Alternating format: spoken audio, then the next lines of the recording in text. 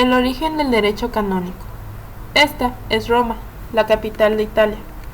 El Imperio Romano fue fundado en el año 27 a.C., extendiendo su territorio en torno al mar Mediterráneo. Hoy en día es considerado uno de los imperios más poderosos de la historia. El derecho romano, como todo, pasó por diversas etapas a través de la historia. Fue en la etapa del derecho romano posclásico donde se produjeron cambios importantes a raíz del derecho canónico. Pero, ¿qué es el derecho canónico? Desde un punto de vista restringido, podemos definirlo como el derecho de la Iglesia Católica. Dicho de otra forma, es el sistema jurídico que regula la conducta externa de los miembros de ésta. La causa del surgimiento del derecho canónico fue la aparición de una nueva religión en el siglo I de nuestra era, el cristianismo. Fue la primera religión en la historia que nació con fines de universalización y protección de las clases desposeídas. Esto no le convenía a los intereses políticos y económicos del Estado romano. Fue por ello que comenzó la persecución contra los cristianos a pesar de la tolerancia que habían tenido los romanos hacia los credos de los pueblos conquistados. A pesar de los esfuerzos para cazar a los cristianos, esta religión se extendió por todo el Imperio Romano hasta que en el siglo IV se convirtió en la religión oficial del Estado. Esto fue en épocas del emperador Teodosio II, el Grande, quien fue emperador de Roma en los años 408 a 450. Previo a esto, hubieron tres acontecimientos que fueron de gran importancia en esta evolución. El primero fue el Edicto de Milán o Edicto de Tolerancia en el año 313, dictado por el emperador Constantino, primer emperador romano cristiano. Al darse cuenta de que gobernaba en un mundo de cristianos, Constantino adoptó esta religión en lugar de regresar a sus súbditos al antiguo paganismo. Así, el cristianismo se convirtió en una de las tantas religiones permitidas por el Imperio Romano. El segundo fue el Concilio de Nicea en el año 325, también convocado por Constantino, estableciendo que el cristianismo ocupaba el primer lugar dentro de las religiones permitidas por el imperio.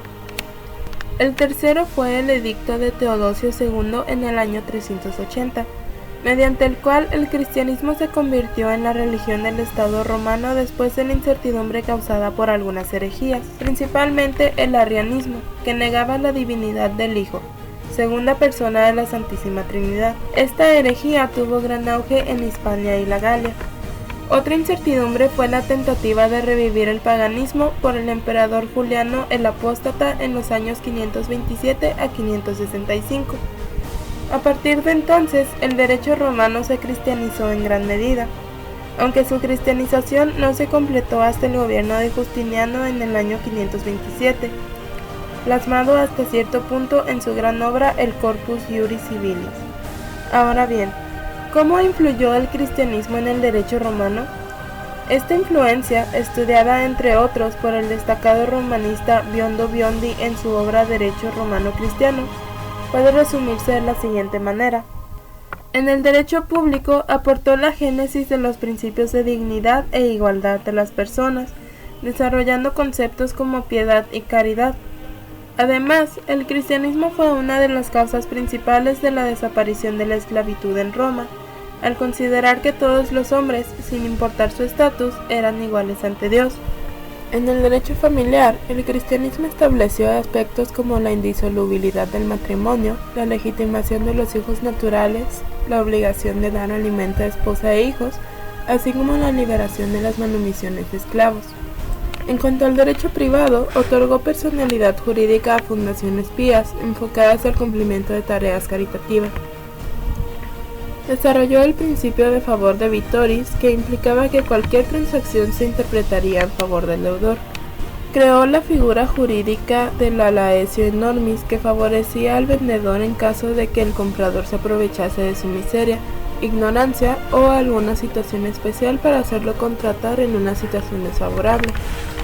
También prohibía otorgar créditos a los poderosos por su facilidad de convertirlo a efectivo. En el ámbito penal, el cristianismo elevó de delicta, delitos perseguidos de oficio, a crimina, delitos perseguidos de ámbitos particulares, actos tales como el aborto o adulterio considerados delictivos por atentar contra la moral cristiana. En resumen, el cristianismo tuvo una influencia positiva en el derecho romano en varios aspectos, como la eliminación de la esclavitud.